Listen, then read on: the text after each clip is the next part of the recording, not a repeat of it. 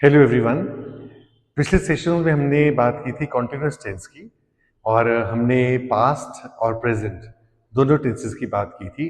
आपको मैं याद करा दूं कि कॉन्टिन्यूअस जो फॉर्म है इसमें हम रहा की फॉर्म लगाते हैं और या हुआ की फॉर्म्स लगाते हैं।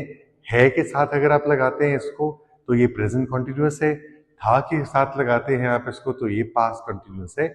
आखिरी फॉर्म इसकी जो थी वो रह गई थी फ्यूचर कॉन्टिन्यूअस की। आज हम इसकी बात करेंगे और ये रूल आसान है, इसको समझना भी आसान है और इसका रूल भी एक ही है। मेरा नाम गुरप्रताप है और आप सीख सकते हैं मेरे साथ इंग्लिश बहुत ही आसान और इंटरेस्टिंग तरीके के साथ। कोई बड़ी बड़ी बातें नहीं, कोई भारी भरकम टर्म्स नहीं, सिर्फ सिंपल रूल्स, उनके एग्जाम्पल्स और उनकी प्रैक्टिस। आइए शुरू करते हैं फ्यूचर कॉन्टिन्यूअस। अब फ्यूचर में हम, आपको याद होगा, हम हमेशा विल या शैल की फॉर्म्स लगाते हैं। तो यहाँ पे हमने, आपके पास कोई भी नाउन हो, कोई भी प्रोनाउन हो, हम उसके साथ विल लगाते हैं। शैल आप लगा सकते हैं आई और वी के साथ और कुछ केसेस में यू के साथ। पर अगर आप विल लगाते हो तो ये गलत नहीं है, आजकल ये एक्सेप्टेबल है, ठीक रहेगा। अब विल के साथ इसकी फॉर्म फिक्स हो गई वर्ब प्लस आईएनजी, क्योंकि रहा में हमेशा आईएनजी लगेगा। कॉन्टिन्यूअस के जितनी भी फॉर्म्स है पास्ट प्रेजेंट फ्यूचर, उनमें आपने वर्ब के साथ आईएनजी लगाना है। तो यहाँ पे अगर आप वर्ब की फर्स्ट फॉर्म के साथ आईएनजी लगाते हैं तो यहाँ पे विल आता है। और पिछली जो सिंपल था, सिंपल टेंस, उसमें हमने बात की थी कि विल के साथ हमेशा वर्ब की फर्स्ट फॉर्म लगती है। अब यहाँ पे वर्ब की फॉर्म फिक्स हो गई, यहाँ पे विल है, तो यहाँ पे एक छोटा सा कॉन्फ्लिक्ट आता है। अब यहाँ पे फर्स्ट फॉर्म का क्या करें, तो हम क्या करते हैं, हम यहाँ पे बी लगा देते हैं। अब ये जो आपके पास रूल है, कोई भी नाउन हो, कोई भी प्रोनाउन हो, उसके साथ विल, साथ में बी और वर्ब के साथ आईएनजी।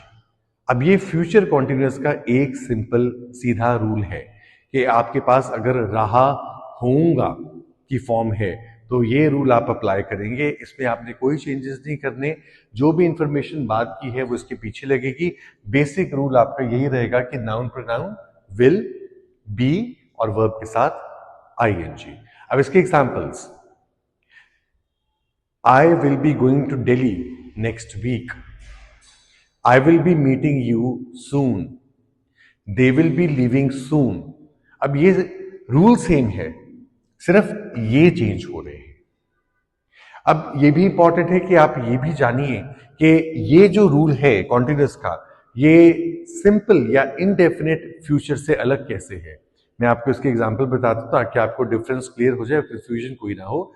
हम जब सिंपल रूल लगाते हैं तो विल के साथ फर्स्ट फॉर्म लगती है, आपको याद होगा, हम ये बात कर चुके पहले। नाउन प्रोनाउन विल और वर्ब की first form. I will see you tomorrow, I will go to Delhi next month, we will watch a film. अब ये सब सिंपल फ्यूचर के रूल हैं और उनके एग्जाम्पल्स हैं। जहां पे आपके पास रहा की फॉर्म या हुआ की फॉर्म्स आई, वहां पे आपके साथ अगर गा, गे, गी की फॉर्म है, मैं जा रहा हूंगा, हम ये काम कर रहे होंगे, तो वहां पे आपने विल के साथ बी लगाना है और वर्ब के साथ आईएनजी लगाना है। मैं आशा करता हूं कि आपको ये रूल और इसके डिफरेंसेस क्लियर हो गए होंगे और आपके मन में कोई डाउट नहीं होगा। अगर फिर भी आप मुझसे कुछ पूछना चाहते हैं, आपके मन में कोई क्वेरी है, मुझे मैसेज कीजिए, I will definitely reply. Thank you so much for joining. Thank you.